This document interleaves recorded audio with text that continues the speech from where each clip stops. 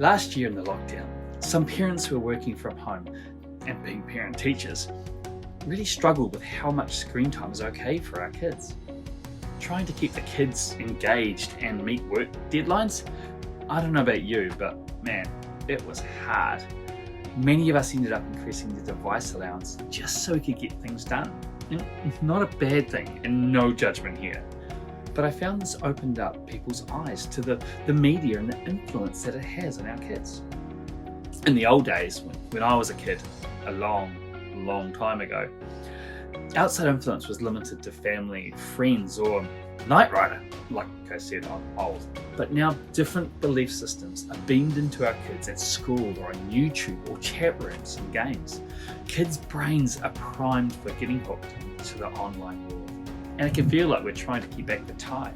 But like any kid who is determined to build a sand fort on the tide's edge, we'll tell you there's lots you can do to make a sandcastle or your faith values survive an incoming tide. Where you put it.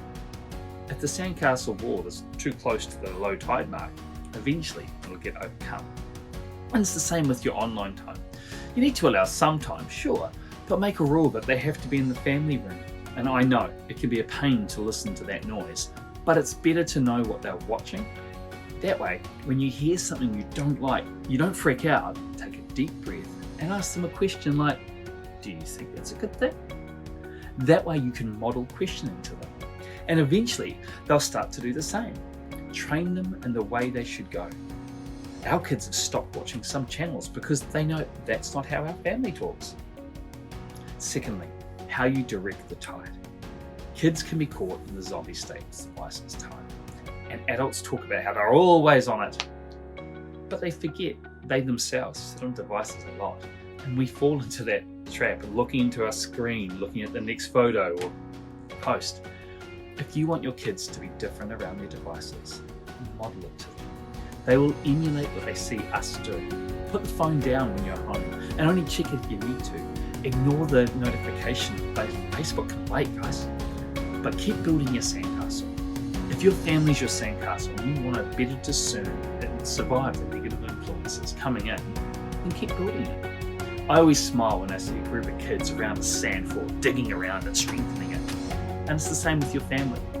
You can build into your family by the most precious commodity you have, your time. And be smart about it. Kids see what you value.